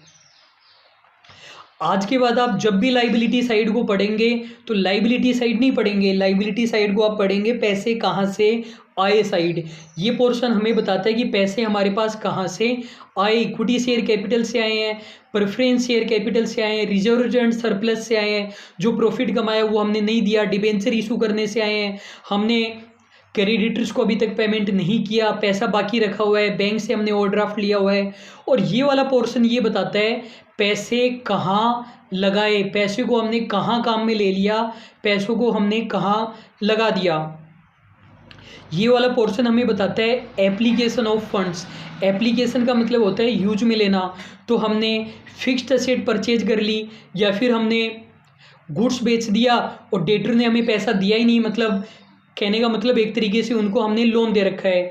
हमारे पास कैश पड़ी हुई है, बैंक में जमा करवा रखा है, बिल्स रिसीवेबल पड़े हुए हैं, स्टॉक पड़ा हुआ है, और हमने प्रिलिमिनरी एक्सपेंसेज मतलब कंपनी का रजिस्ट्रेशन करवाने में हमारे पैसे वगैरह खर्च हो गए। अब देखो कैपिटल एम्प्लॉयड हमें, और आपको ये भी पता है कि ये जो सोर्सेज होते हैं पैसे लेने के, ये दो प्रकार के होते हैं। एक होते हैं शॉर्ट टर्म और एक होते हैं लॉन्ग टर्म। तो equity share capital, preference share capital, reserve and surplus और डिबेंचर, ये हमारे पैसे कमाने के, पैसे इकट्ठे करने के लॉन्ग टर्म सोर्सेज है, और ये हमारे पैसे इकट्ठे करने के शॉर्ट टर्म सोर्सेज होते हैं। Equity share capital, preference share capital, reserve and surplus और डिबेंचर ये लॉन्ग टर्म सोर्सेज है। Creditor outstanding expenses, bank overdraft short term sources है। इसी तरीके से जो फिक्स्ड असेट है वो लॉन्ग टर्म एप्लीकेशन है, लॉन्ग टर्म चीज़ों में हमने पैसा लगा दिया, और जो बाकी की चीज़ें हैं वो हमारे शॉर्ट टर्म एप्लीकेशन है। वो हमारी क्या है, शॉर्ट टर्म एप्लीकेशन है। प्रिलिमिनरी एक्सपेंसेज एक तरीके से लॉन्ग टर्म एप्लीकेशन ही है, क्योंकि लॉन्ग टर्म में हमें बेनिफिट मिलेगा। अब देखो कैपिटल एम्प्लॉयड का मतलब क्या होता है। कैपिटल एम्प्लॉयड का मतलब होता है लॉन्ग टर्म सोर्सेज। कोई भी आपसे पूछे कैपिटल एम्प्लॉयड क्या होती है तो आप क्या कहोगे, लॉन्ग टर्म सोर्सेज। और मैं आपसे पूछूं इस क्वेश्चन में कैपिटल एम्प्लॉयड कितनी आएगी, तो बिल्कुल आसान सा आपका आंसर है, ये हमारी कैपिटल एम्प्लॉयड आ जाएगी। कैपिटल एम्प्लॉयड का मतलब मैंने बताया लॉन्ग टर्म सोर्सेज, और ये हमारे लॉन्ग टर्म सोर्सेज है, तो ये हमारी कैपिटल एम्प्लॉयड हो गई कितनी, 10 और 5 15, 5 20, 20 और 10 30, 30 लाख हमारी कैपिटल एम्प्लॉयड आ गई। तो कैपिटल एम्प्लॉयड का फॉर्मूला क्या होता है, equity share capital, preference share capital, reserve and surplus, debenture, और अदर किसी तरीके से डिबेंचर के अलावा हमने कोई लॉन्ग टर्म लोन लिया हो, टर्म लोन लिया हो, तो वो भी आ जाएगा। दूसरा तरीका मैं आपको बताता हूँ। आप एक बार लाइबिलिटी साइड को भूल जाओ, पूरी तरीके से भूल जाओ। मान लो कि लाइबिलिटी साइड है ही नहीं है हमारे पास लाइबिलिटी साइड नहीं है, केवल असेट साइड है। असेट साइड क्या बताती है? ये 32 लाख बताती है कि 32 लाख रुपए का हमने इन्वेस्टमेंट कर रखा है। 32 लाख में से आप प्रिलिमिनरी एक्सपेंसेस को छोड़ दो, क्योंकि यहाँ पर तो ये तो हमारा एक तरीके से खर्चा है जो कि हो चुका है। तो हमारा देखो, टोटल हमने कितने रुपए की असेट खरीदी हुई है? टोटल हमने खरीदी हुई है 31,80,000 रुपये की असेट खरीदी हुई है। मैं बोल रहा हूँ लाइबिलिटी साइड को भूल जाओ, केवल असेट साइड को देखो। तो टोटल असेट कितने की खरीदी हुई थी? 32 लाख की। इसमें से 20,000 को भूल जाओ क्योंकि ये तो खर्चा है। 20,000 घटा दिए तो 31,80,000 रुपये हमने काम में ले रखे हैं। 31,80,000 रुपये की हमने असेट खरीद रखी है। आप मुझे एक बात बताओ, 31,80,000 रुपये की असेट्स आपने लॉन्ग टर्म सोर्सेज से खरीदी है या शॉर्ट टर्म सोर्सेज से खरीदी है या दोनों सोर्सेज से खरीदी है? फिर से पूछता हूँ, आपको बताना है ये कि 31,80,000 रुपये की असेट्स हमने शॉर्ट टर्म सोर्सेज से खरीदी है या लॉन्ग टर्म सोर्सेज से खरीदी है, दोनों से खरीदी है? दोनों से ही खरीदी है। 31,80,000, इसमें से शॉर्ट टर्म सोर्सेज की वैल्यू माइनस कर दो। शॉर्ट टर्म सोर्सेज वाली वैल्यू कितनी है? 2 लाख रुपए है। कितनी है? 2 लाख ही है ना हमारी वैल्यू। तो ये 2 लाख हमने कम कर दिए, तो कितना आ गया आंसर हमारा? 29,80,000 आ गया। आप बोलोगे उसमें तो ये आ रहा था 30 लाख, वहाँ पर भी हमें प्रिलिमिनरी एक्सपेंसेस को तो लेस करना ही पड़ेगा। तो वहाँ पर भी हम 20,000 लेस करेंगे तो 29,80,000 रुपये हमारा आंसर आ जाएगा। तो कैपिटल एम्प्लॉयड हमें क्या बताता है? लॉन्ग टर्म सोर्सेज बताता है। लॉन्ग टर्म सोर्सेज से हमने ये 30 लाख रुपए कलेक्ट किए थे, लेकिन इस 30 लाख में से 20,000 रुपये तो हमारा खर्चा हो ही चुका है। तो कहने का मतलब 29,80,000 रुपये ही हमारे पास बचे हुए हैं। आप सोच रहे होंगे कि 20,000 हम इस 30 लाख में से ही क्यों घटा रहे हैं, इन शॉर्ट टर्म वालों में से क्यों नहीं घटाए? ये जो प्रिलिमिनरी एक्सपेंसेस का खर्चा हुआ है ना, ये लॉन्ग टर्म के लिए हुआ है, तो लॉन्ग टर्म सोर्सेज में से ही कम होगा। एक बात आपको पता होगा, लॉन्ग टर्म सोर्सेज को काम में लेना चाहिए लॉन्ग टर्म चीज़ों के लिए और शॉर्ट टर्म चीज़ों को काम में लेना चाहिए शॉर्ट टर्म सोर्सेज के लिए, वरना मिस यूटिलाइजेशन ऑफ फंड्स माना जाता है। वैसे एक एक्सेप्शन होता है, लॉन्ग टर्म फंड्स में से थोड़ा बहुत पैसा परमानेंट वर्किंग कैपिटल के लिए काम में लिया जाता है, जो हम वर्किंग कैपिटल मैनेजमेंट में पढ़ेंगे। तो आपको एवरेज कैपिटल एम्प्लॉयड मैं बताऊंगा कैसे कैलकुलेट होगी, लेकिन आपको कैपिटल एम्प्लॉयड तो कैलकुलेट करना आ गया। ओपनिंग बैलेंस शीट से भी कैलकुलेट कर सकते हो, क्लोजिंग बैलेंस शीट से भी कैलकुलेट कर सकते हो। कैसे कैलकुलेट करोगे? यदि लाइबिलिटी साइड से चलना चाहते हो तो equity share capital plus preference share capital plus reserve and surplus plus debentures, long term वाले सोर्सेज ले लेना, कुछ भी याद करने की जरूरत नहीं है। और इसमें से फिक्टिशियस असेट लेस कर देना, फिक्टिशियस करनी है नहीं कि फिक्स्ड असेट। और फिक्टिशियस असेट क्यों लेस कर रहे हैं? ये जो लॉन्ग टर्म सोर्सेज वाला पैसा था इसमें से ये हमने खर्च कर दिया। और यदि असेट साइड से चलना चाहो तो सारी असेट ले लो, सारी असेट ले लेना, लेकिन फिक्टिशियस असेट मत लेना। यहाँ पर नॉन ट्रेड इन्वेस्टमेंट भी लेने हैं, पैसा कहीं ना कहीं से तो लगाया ही है ना, तो सभी असेट ले लेनी है एक्सेप्ट द फिक्टिशियस। और इसमें से शॉर्ट टर्म फंड यानी करंट लाइबिलिटी को लेस कर दो तो हमारी कैपिटल एम्प्लॉयड आ जाएगी। अब मैं आपको बताता हूँ एवरेज कैपिटल एम्प्लॉयड हमारी कैसे कैलकुलेट होगी। 3 तरीके हैं, या तो आप ओपनिंग कैपिटल एम्प्लॉयड और closing capital employed divided by 2 कर दो, या फिर ओपनिंग कैपिटल एम्प्लॉयड में करंट ईयर का आधा प्रॉफिट जोड़ दो, जो हमारा करंट ईयर का नेट प्रॉफिट है वो आधा जोड़ दो, या जो क्लोजिंग कैपिटल एम्प्लॉयड है उसमें से करंट ईयर का आधा प्रॉफिट ऑफ माइनस कर दो। तीनों में से किसी भी तरीके से आप एवरेज कैपिटल एम्प्लॉयड कैलकुलेट करें, आंसर हमारा सेम आएगा। चाहे ओपनिंग और क्लोजिंग कैपिटल एम्प्लॉयड को जोड़कर 2 से डिवाइड कर दो। ओपनिंग कैपिटल एम्प्लॉयड कैसे आएगी? ओपनिंग बैलेंस शीट में इनमें से कोई भी फॉर्मूला लगा दो, और क्लोजिंग बैलेंस शीट में ये फॉर्मूला लगाओगे तो क्लोजिंग कैपिटल एम्प्लॉयड, दोनों को जोड़कर 2 से डिवाइड कर दो, एवरेज कैपिटल एम्प्लॉयड आ जाएगी। या फिर ओपनिंग कैपिटल एम्प्लॉयड में करंट ईयर का आधा प्रॉफिट जोड़ दो, या क्लोजिंग कैपिटल एम्प्लॉयड में करंट ईयर का आधा प्रॉफिट आप माइनस कर दो। अब मैं आपको एक बात बताना चाहता हूँ कि ये वाला जो हम फॉर्मूला काम में ले रहे हैं, sales upon average capital employed, ये एवरेज कैपिटल एम्प्लॉयड क्यों काम में ले रहे हैं हम, क्लोजिंग कैपिटल एम्प्लॉयड क्यों नहीं काम में ले सकते?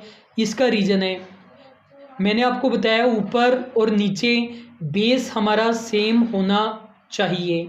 ये जो सेल्स ले रहे हो ये एक दिन की सेल्स है या पूरे साल की सेल है? ये पूरे साल की सेल है।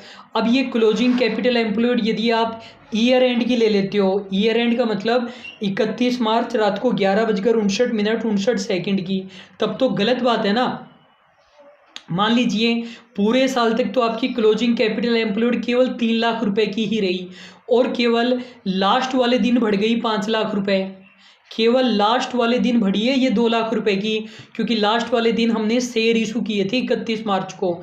तब तो हमारा आंसर गलत आएगा, गलत आएगा ना, क्योंकि बाकी दिनों तो 3 लाख ही थी और लास्ट वाले दिन बढ़ी है 2 लाख रुपए की, क्योंकि हमने शेयर इशू किए हैं। इसलिए हमें एवरेज कैपिटल एम्प्लॉयड लेनी चाहिए। आप बोलोगे चलो सही है, ये भी हमें समझ में आ गया, opening plus closing divided by 2। आपको ये पता है opening plus closing divided by 2 से एग्जैक्ट एवरेज तो नहीं आता, क्योंकि हो सकता है 1 अप्रैल को और 31 मार्च को बहुत ज़्यादा फ्लैक्चुएशन हो और बाकी साल के दौरान अलग चल रही हो वैल्यू, लेकिन फिर भी हम ये अजम्पशन लेकर चल रहे हैं। आप अगर इनका लॉजिक जानना चाहते हैं, ओपनिंग कैपिटल एम्प्लॉयड में करंट ईयर का आधा प्रॉफिट क्यों जोड़ रहे हैं या क्लोजिंग कैपिटल एम्प्लॉयड में करंट ईयर का आधा प्रॉफिट क्यों जोड़ रहे हैं, तो बिल्कुल आसान सा हमारा तरीका है। आप सोल प्रोप्राइटर के अकाउंट्स बनाते हैं, कंपनी को भूल जाइए, सोल प्रोप्राइटर के अकाउंट बनाते हैं, तो उसमें आप क्या करते हैं, कैपिटल में नेट प्रॉफिट जोड़ते हो या घटाते हो? जोड़ते हो। तो मैं ये कह सकता हूँ ना, क्लोजिंग कैपिटल और ओपनिंग कैपिटल में डिफरेंस केवल किस चीज़ का होता है, नेट प्रॉफिट का होता है। ये मानते हुए बाकी चीज़ें नहीं हो रही है। क्लोजिंग कैपिटल और ओपनिंग कैपिटल में डिफरेंस किसका होता है, नेट प्रॉफिट का होता है, क्योंकि कंपनी के केस में ड्रॉविंग्स वगैरह तो होते नहीं है, न इंटरेस्ट ऑन कैपिटल होता है, न इंटरेस्ट ऑन ड्रॉविंग्स होता है। तो कहने का मतलब, और यदि कैपिटल में हम पूरा ही नेट प्रॉफिट जोड़ दें तब तो क्लोजिंग कैपिटल एम्प्लॉयड आ जाएगी, इसलिए हमने आधा प्रॉफिट जोड़ दिया, या फिर जो क्लोजिंग कैपिटल है इसमें से आधा प्रॉफिट हमने लेस कर दिया। तो बात तो एक ही है ना। जैसे एग्जांपल से देखो आप, 50,000 हमारी ओपनिंग कैपिटल है और प्रॉफिट हुआ है हमें 20,000 रुपये का हुआ है, तो क्लोजिंग कैपिटल कितनी हो गई, 70,000। तो बात तो एक ही है, चाहे आप 20,000 का आधा जोड़ दो इसमें तो भी हमारा 60,000 आएगा, चाहे 70,000 में से 10,000 घटा दो तो भी हमारा 60,000 आएगा, चाहे इन दोनों का टोटल करके 2 से डिवाइड कर दो तो भी हमारा 60,000 ही आएगा। तो आई होप बिल्कुल आपको अच्छे से समझ में आ चुका है। अब हम कुछ क्वेश्चन देख लेते हैं। Turnover ratio are, turnover ratio क्या करते हैं, concern with measuring efficiency in asset management, ये असेट मैनेजमेंट की एफिशिएंसी को मेजर करने से संबंधित है। Concern with turnover of personnel per annum, कर्मचारियों के टर्नओवर से रिलेटेड है, तो बिल्कुल ही गलत बात है। उसके लिए तो हम एलटीआर कैलकुलेट करते हैं कॉस्टिंग में, यहाँ पर तो हम कैलकुलेट कर भी नहीं सकते क्योंकि ये फाइनेंशियल मैनेजमेंट है और एम्प्लॉयज़ का आना जाना फाइनेंस से रिलेटेड नहीं है। Concern with measuring the efficiency in liability management, तो ये भी नहीं आएगा। लाइबिलिटी मैनेजमेंट तो एक तरीके से लिक्विडिटी रेशियो में आएगा या फिर कैपिटल स्ट्रक्चर रेशियो में आएगा। तो आंसर हमारा ए हो जाएगा। वीडियो को स्टॉप करके आपको क्वेश्चन को सॉल्व करते रहना है। हमने क्वेश्चन नंबर 1 से लेकर 23 तक पार्ट 1 में किए थे और क्वेश्चन नंबर 24 से 39 तक हम पार्ट 2 में करने वाले हैं। Which of the following comes under efficiency ratio, इनमें से कौन कौन से एफिशिएंसी रेशियो में आते हैं, आप लोगों को रटने की ज़रूरत नहीं है। यदि आप एफिशिएंसी रेशियो का मीनिंग समझ चुके हैं तो इजीली कर सकते हैं। Average collection period, inventory turnover ratio, fixed asset turnover ratio, D हमारा करेक्ट आंसर हो जाएगा। नेक्स्ट हमारा क्वेश्चन है statement 1, activity ratio show where the company is going. Activity ratio हमें बताते हैं कि कंपनी कहाँ जा रही है, क्या चल रहा है कंपनी में। Balance sheet ratio shows where the company stands, दोनों ही करेक्ट स्टेटमेंट है। बैलेंस शीट एक दिन की होती है तो ये एक दिन की भी नहीं होती है, एक पॉइंट ऑफ टाइम की होती है, तो वो हमें यही तो बताती है कि कंपनी की पोजीशन प्रेजेंट में क्या है। P&L फाइनेंशियल परफॉर्मेंस बताता है और बैलेंस शीट फाइनेंशियल पोजीशन बताती है। नेक्स्ट हमारा क्वेश्चन है, which one of the following is not an activity ratio, इनमें से कौन सा एक्टिविटी रेशियो नहीं है? Fixed asset turnover ratio, price earning ratio, debt to turnover ratio, credit to turnover ratio. तो बी हमारा करेक्ट आंसर हो जाएगा। प्राइस अर्निंग रेशियो का मतलब ऊपर प्राइस नीचे अर्निंग, प्राइस का मतलब एमपीएस हम लेते हैं और अर्निंग का मतलब ईपीएस हम लेते हैं। डिविडेंड वाले चैप्टर में हमने किया भी था। नेक्स्ट हमारा क्वेश्चन है, working capital turnover ratio may be classified as, working capital turnover ratio को क्या कहा जाएगा? सभी प्रकार के टर्नओवर रेशियो क्या होते हैं? Activity ratio, solvency ratio, profitability ratio, gross profit ratio. Answer हो जाएगा हमारा ए। ये सभी क्वेश्चन मैंने यूजीसी नेट के और सेट एग्जाम के लिए हैं। नेक्स्ट हमारे क्वेश्चन है, सेलेक्ट द करेक्ट स्टेटमेंट, बताना है इन तीनों में से कौन कौन से स्टेटमेंट हमारे करेक्ट है।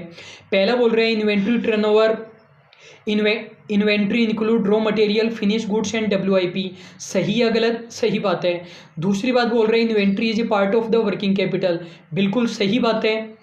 वर्किंग कैपिटल का मतलब होता है net current asset, net current asset ही हुआ ना। आप यदि कॉन्सेप्चुअली सोचो तो करंट असेट में से हमने करंट लाइबिलिटी घटा दिया तो वो हमारा वर्किंग कैपिटल आ गया, और वो एक तरीके से उसमें स्टॉक भी तो जुड़ा हुआ है, और ज़्यादा डिटेल में हम वर्किंग कैपिटल मैनेजमेंट में पढ़ने ही वाले हैं। तीसरे में बोल रहे हैं inventory include goods likely to be purchased, जो गुड्स हम खरीदने वाले हैं अभी तक हमने खरीदा नहीं है वो भी इन्वेंट्री में इंक्लूड होता है। सही बात की गलत बात? गलत बात। तो 1 और 2 हमारे करेक्ट हैं। नेक्स्ट हमारे क्वेश्चन है, if opening stock is ₹50,000, closing stock is 60,000, तो एवरेज स्टॉक हमारा कितना हो जाएगा? एवरेज स्टॉक हो जाएगा 55,000। COGS इज 2,20,000, तो स्टॉक टर्नओवर रेशियो कितना हो जाएगा? 2,20,000 डिवाइडेड बाय 55,000। आंसर आ जाएगा हमारा 4। वैसे आजकल एग्जाम में डायरेक्टली क्वेश्चन नहीं आते हैं, छोटे मोटे एग्जाम में आ जाए तो बात अलग है, मिसिंग फिगर के या फिर कॉन्सेप्चुअल क्वेश्चन ज़्यादा आते हैं। नेक्स्ट हमारे क्वेश्चन है, if the inventory turnover ratio is 12 time, stock turnover ratio दे रखा है 12 टाइम्स, तो इसका मतलब क्या है? इसका मतलब है कि जो हमारा एवरेज स्टॉक है वो 12 बार चेंज होता है, या फिर एवरेज स्टॉक का 12 गुना हमारी COGS है। Then what will be the average inventory holding period? Question जानना चाहते हैं एवरेज इन्वेंट्री होल्डिंग पीरियड कितना रहेगा। तो गुड्स 12 बार चेंज हो जाते हैं 12 महीने में, एक बार चेंज होने में कितना टाइम लगाएगा? 1 महीना लगाएगा। और आपको फिर भी समझ में नहीं आया हो तो याद करना चाहें तो याद कर सकते हैं, 12 month divided bye STR, weeks में निकालना हो तो 52 वीक्स डिवाइडेड बाय STR, और यदि आपको डेज में निकालना हो तो 365 डिवाइडेड बाय STR। यदि क्वेश्चन कुछ भी नहीं बोले तो 365 डेज लेना है, क्वेश्चन साफ साफ बोले तो 360 डेज लेना है। नेक्स्ट हमारे क्वेश्चन है, when the DTR is 4, debtor turnover ratio हमें दे रखा है 4, तो एवरेज कलेक्शन पीरियड हमारा कितना हो जाएगा? 4 बार डेटर चेंज हो जाते हैं 12 महीने में, एक बार डेटर चेंज होने में कितना टाइम लगाएंगे? 3 महीने लगाएंगे। नेक्स्ट हमारा क्वेश्चन है, credit sales is ₹20 lakh, opening receivable account showed a balance of ₹5,50,000, closing balance 4,50,000, तो एवरेज अकाउंट रिसीवेबल कितना आ जाएगा? 550 + 450 डिवाइडेड बाय 2, 5 लाख रुपए आ जाएगा। क्वेश्चन जानना चाहता है एवरेज कलेक्शन पीरियड, तो हम लोगों को रटने की ज़रूरत नहीं है। 20 लाख का गुड्स बेचने के लिए 12 महीने की ज़रूरत पड़ती है, तो 1 रुपये का गुड्स बेचने के लिए 12 महीने डिवाइडेड बाय 20 लाख, तो 5 लाख रुपए का गुड्स बेचने के लिए हमें कितने टाइम की ज़रूरत पड़ेगी? 12 लाख डिवाइडेड बाय 12 महीने, 12 divided by 20 lakh into 5 lakh, answer आ जाएगा हमारा 3 मंथ्स। तो 3 मंथ हमारा करेक्ट आंसर हो जाएगा। और यदि आप रटना चाहते हो तो जो हमारा DTR का फॉर्मूला होता है, जो हमारा DTR का फॉर्मूला होता है उसको हम रिवर्स कर देंगे। DTR का हमारा फॉर्मूला क्या होता था? Credit sales divided by average account receivable, तो यहाँ पर हम उल्टा कर देंगे, average account receivable divided by credit sales into 12 months, ऐसे भी आप कैलकुलेट कर सकते हैं। नेक्स्ट हमारा क्वेश्चन है when the debtor turnover ratio is 3, debtor turnover ratio हमें 3 दे रखा है, तो 3 बार चेंज होने में डेटर टाइम लेते हैं 12 महीने का, एक बार चेंज होने में कितना टाइम लेंगे, एक बार चेंज होने में 4 महीने का टाइम ले लेंगे।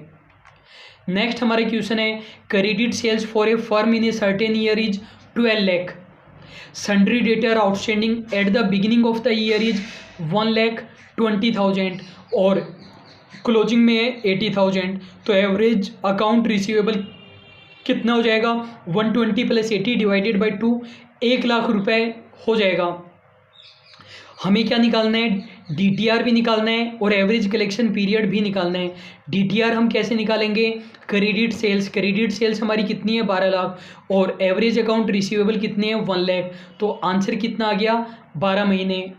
और डेटर कलेक्शन पीरियड हमें निकालना है, तो 12 बार ये 12 टाइम्स हमारा आंसर आ जाएगा। 12 बार चेंज होने में डेटर कितना टाइम लगाते हैं 12 महीने, एक बार चेंज होने में 1 महीने का टाइम लगाएंगे, तो आंसर हमारा 12 महीने, 12 बार और 1 महीना हमारा आंसर आ जाएगा। बहुत सारे स्टूडेंट्स को तो यही पता नहीं होता है कि आंसर मंथ में आ रहा है, अमाउंट में आ रहा है, टाइम्स में आ रहा है। ये आपको क्लियर होना चाहिए कौन से रेशियो का आंसर किस अमाउंट में आ रहा है। नेक्स्ट हमारे क्वेश्चन है which one of the following inventory cost inflow assumption. अब ये जो 4 क्वेश्चन है, क्वेश्चन नंबर 36, 37, 38 और 39, ये काफ़ी ज़्यादा डिफ़िकल्ट क्वेश्चन है। JRF जैसा एग्ज़ाम क्लियर करने के लिए ऐसे क्वेश्चन आपको आने चाहिए। तो वीडियो को स्टॉप करके आपको क्वेश्चन नंबर 36, 37, 38, 39 जरूर करने हैं। यदि आप इन क्वेश्चन को कर लेते हो मेरे बताए बिना, तो इसका मतलब आपको ये चैप्टर 100% समझ में आ गया है और आपका लेवल 100% JRF लेवल का है। क्वेश्चन बोल रहे हैं, आई होप आप लोगों ने वीडियो स्टॉप करके क्वेश्चन कर लिया होगा। Which one of the following inventory cost flow assumption will result in a higher inventory turnover ratio. ये बोल रहा है इनमें से कौन सा मेथड लगाने पर STR ज़्यादा आएगा, इन्वेंट्री टर्नओवर रेशियो या स्टॉक टर्नओवर रेशियो ज़्यादा किस में आएगा। फॉर्मूला हमारा COGS divided by average stock होता है। एक बात मैं आपसे पहले ही पूछ चुका हूँ और आपको पता है STR हमारा ज़्यादा कब आएगा, जब ऊपर वाली वैल्यू बढ़े तब तो हमारा आंसर ज़्यादा आएगा और नीचे वाली वैल्यू डिनोमिनेटर बढ़े तो आंसर हमारा कम आएगा। दूसरी बात ये बता दो, ये फीफो लिफो वेटेड एवरेज वगैरह या स्पेसिफिक आइडेंटिफिकेशन क्या होता है। देखो हमने 100 क्वांटिटी का गुड्स खरीदा 10 रुपए की रेट से, फिर हमने 150 क्वांटिटी और परचेज कर ली 15 रुपए की रेट से, फिर हमने 80 क्वांटिटी और परचेज की 8 रुपए की रेट से, फिर हमने 200 क्वांटिटी 18 रुपये मान लो, फिर हमने 200 क्वांटिटी और परचेज कर ली 20 रुपए की रेट से। टोटल क्वांटिटी हमने कितनी परचेज की है 200, 300, 350, 430, 430 ही आएगा ना। 200 + 80 + 150 + 100, 530 आ रहेगा। 200, 300, 400, 530 हमने क्वांटिटी परचेज की है। अब मान लीजिए कि इसमें से हम लोगों ने 300 यूनिट बेच दी। परचेज हमने कितनी की थी टोटल 503 यूनिट हमने परचेज 530 यूनिट हमने परचेज की थी और बेच कितनी दी हमने 300 यूनिट। तो फीफो वाला क्या मानकर चलेगा, फीफो वाला मानकर चलता है अपनी शुरुआत वाली यूनिट बेच दी होगी, मतलब 250 यूनिट तो आपने ये बेच दी और 50 यूनिट आपने इसमें से बेची। लीफो वाला क्या मानकर चलेगा, आपने लास्ट वाली बेची होगी 280 यूनिट तो आपने ये बेच दी और बाकी की 20 यूनिट आपने 150 में से बेची होगी। वेटेड एवरेज क्या मानकर चलता है, सभी में से ही बेची होगी। और स्पेसिफिक आइडेंटिफिकेशन का मतलब क्या होता है कि आपको पता है कि आपने कौन सी यूनिट बेची है। जैसे आपके पास 5 मकान थे और 5 में से 1 मकान आपने बेच दिया, तो आप एवरेज थोड़ी लगाओगे कि कौन सा मकान बेचा होगा, आपको पता ही है आपने कौन सा मकान बेचा है। फ़र्क क्या पड़ता है, फ़र्क ये पड़ता है कि जो हमारे पास गुड्स बचा हुआ है वो कौन सा गुड्स बचा हुआ है। आप मुझे ये बता दो फीफो वाले में गुड्स कौन सा बचेगा, नया वाला या पुराने वाला। फीफो में गुड्स बचेगा नया वाला, क्योंकि पुराना वाला तो हमने बेच ही दिया ना। फीफो में ये मानकर चलते हैं जो गुड्स पहले आया था वो पहले बिक गया, first in first out. FIFO में गुड्स कौन सा बचेगा, नया वाला। लीफो में गुड्स कौन सा बचेगा, पुराने वाला, क्योंकि लास्ट वाला हमने बेच दिया होगा। क्वेश्चन बोल रहे हैं कि पहली बात तो सिचुएशन कौन सी है, इन्फ्लेशनरी इकोनॉमी है, मतलब नया गुड्स हमें महंगा मिल रहा है। क्वेश्चन में भी मैंने यही किया है, पहले गुड्स 10 रुपये में मिल रहा था, फिर गुड्स हमें 15 रुपये में मिल रहा है, फिर 18 में, फिर 20 में, मतलब गुड्स महंगा होता जा रहा है। क्वेश्चन बोल रहे हैं एसटीआर ज़्यादा कब आएगा। एसटीआर ज़्यादा कब आएगा, या तो सीओजीएस ज़्यादा हो जाए या एवरेज स्टॉक कम हो जाए। सीओजीएस में तो इस क्वेश्चन में चेंज होगा नहीं, एवरेज स्टॉक हमारा कम होगा या ज़्यादा होगा। तो एसटीआर ज़्यादा कब आएगा, जब एवरेज स्टॉक हमारा कम आए। और स्टॉक कम कब आएगा इन्फ्लेशनरी इकोनॉमी में, पुराना गुड्स बचेगा तब ज़्यादा आएगा।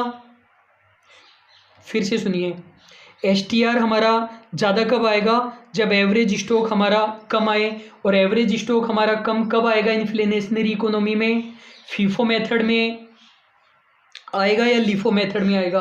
तो देखो एवरेज स्टॉक कम हमारा तब आएगा जब हम लीफो मेथड काम में लें। देखो लीफो मेथड हम काम में लेंगे तो गुड्स कौन सा बचेगा, पुराने वाला बचेगा।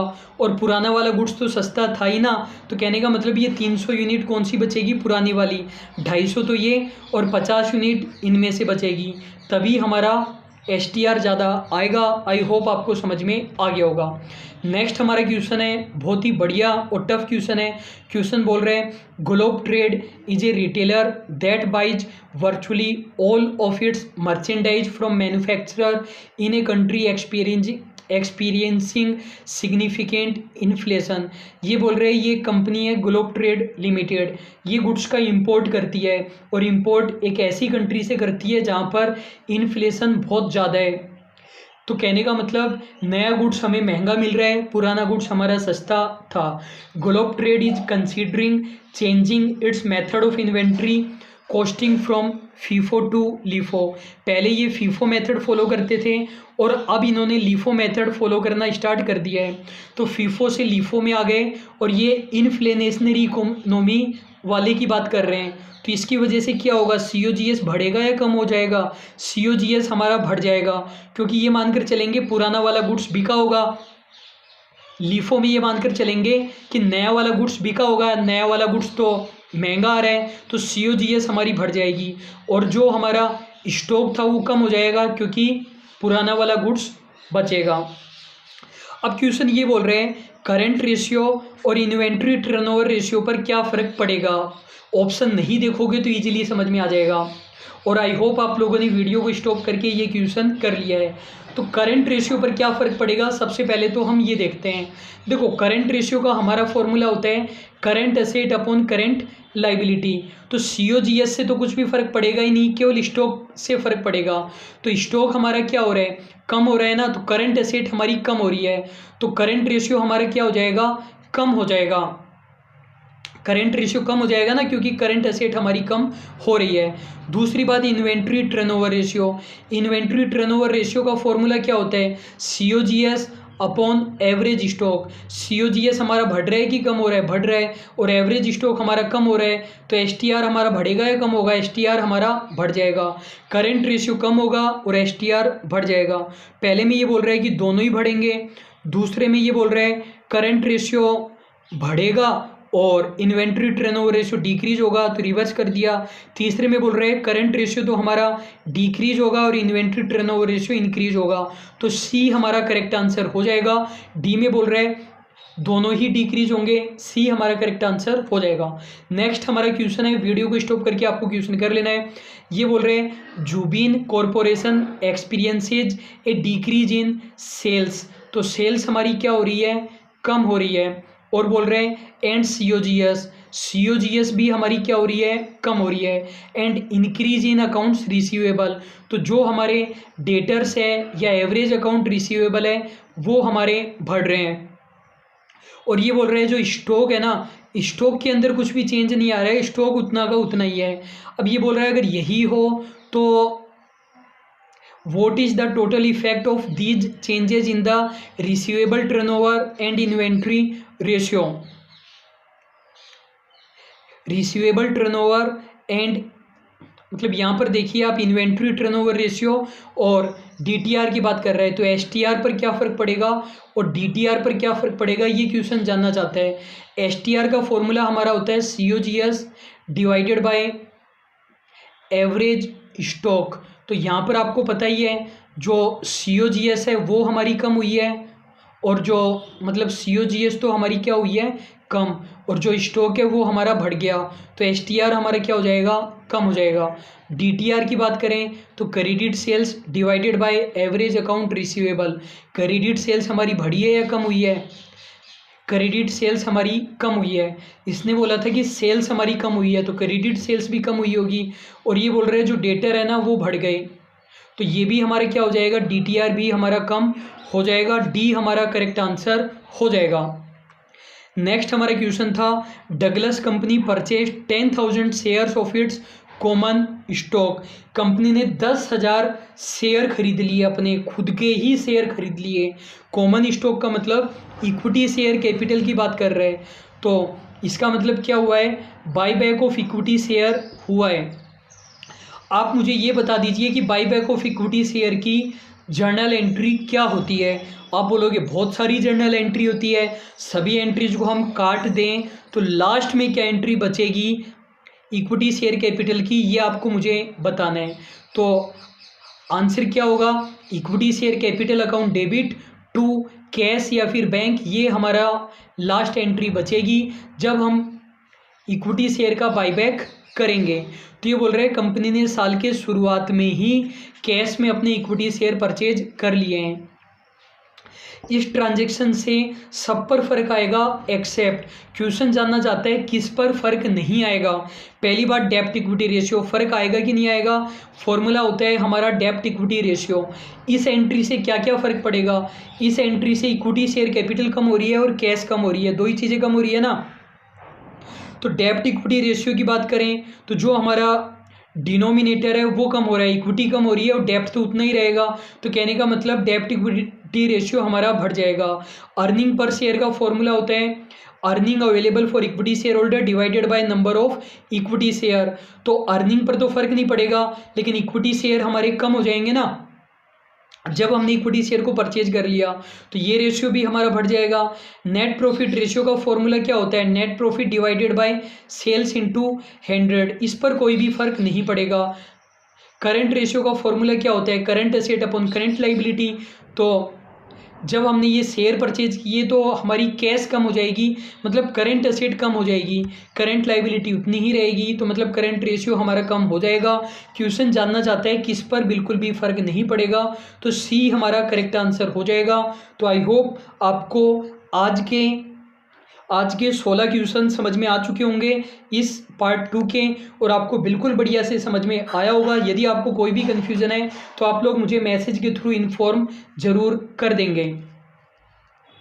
एक बार हम शॉर्ट में रिवाइज कर लेते हैं, जो लिक्विडिटी रेशियो है उनको हम 5th पार्ट में रिवाइज करेंगे। आज हम केवल एक्टिविटी रेशियो को ही रिवाइज कर रहे हैं। आपको ये ध्यान रखना है एक्टिविटी रेशियो को ही एफिशिएंसी रेशियो, परफॉर्मेंस रेशियो या असेट मैनेजमेंट रेशियो भी कहा जाता है। स्टॉक टर्नओवर रेशियो का फॉर्मूला क्या होता है, COGS divided by average stock. ज़्यादा होना चाहिए कम होना चाहिए, ज़्यादा होना चाहिए जनरली। स्टॉक वेलोसिटी क्या बताता है कि स्टॉक कितने दिनों में बिक जाता है, ऊपर वाले का रिवर्स कर दोगे तो इजीली हमारा आंसर आ जाएगा। यदि ऊपर वाले को हम रिवर्स कर देंगे तो इजीली हमारा आंसर आ जाएगा। तो कहने का मतलब आंसर हमारा क्या हो जाएगा, average stock divided by COGS into 12 months. और मैंने आपको दूसरे भी तरीके बताए हैं। डीटीआर का फॉर्मूला क्या होता है, credit sales divided by average account receivable. Average collection period निकालना हो तो ऊपर वाले का रिवर्स कर दो, average account receivable divided by credit sales into 12 months, यदि मंथ्स में निकालना हो। क्रेडिट और टर्नओवर रेशियो का formula credit purchases divided by average account payable, और एवरेज पेमेंट पीरियड निकालना हो ऊपर वाले का रिवर्स कर देंगे हम, average account payable divided by credit purchases into 12 months. Total asset turnover ratio निकालना है तो ऊपर तो सेल्स आ ही जाएगा, sales divided by total asset, fix asset का sales divided by fix asset, current asset का sales divided by current asset, working capital turnover का sales divided by working capital. मैंने आपको ये बात बताई हुई है। जनरली तो TAFA CAWC हमें एवरेज लेनी होती है, लेकिन जनरली क्वेश्चन में हमें ओपनिंग क्लोजिंग वैल्यू नहीं देता, इसलिए हम क्लोजिंग ले लेते हैं। लेकिन कैपिटल एम्प्लॉयड में हमें एवरेज कैपिटल एम्प्लॉयड ही लेना है, क्योंकि हमें अमाउंट बता देगा। कैपिटल एम्प्लॉयड का मीनिंग क्या होता है, फॉर्मूला नहीं बताओगे, मीनिंग बताओगे। तो कैपिटल एम्प्लॉयड का मतलब होता है लॉन्ग टर्म सोर्सेज, और लॉन्ग टर्म सोर्सेज क्या क्या होते हैं? Equity share capital, preference share capital, reserve and surplus, debentures और अदर टर्म लोन। लेकिन इसमें से फिक्टिशियस असेट को लेस जरूर कर देना। या फिर असेट साइड से चलना चाहो तो total asset except the fictitious minus current liability. Fictitious asset क्या होता है? या तो असेट साइड में P&L का डेबिट बैलेंस दिखाया गया है, या फिर किसी भी प्रकार के खर्चे हैं एक्सेप्ट द एडवांस और प्रीपेड एक्सपेंसेज। तो स्टूडेंट ये था हमारा रेशियो एनालिसिस का पार्ट 2। लगभग 80 मिनट का ये वीडियो है, तो लगभग 5 घंटे हमें कन्फर्म रूप से लगने वाले हैं रेशियो एनालिसिस में। तो मिलते हैं हमारे तीसरी वीडियो में प्रॉफिटेबिलिटी रेशियोज में। अभी के लिए बस इतना ही। Thank you so much.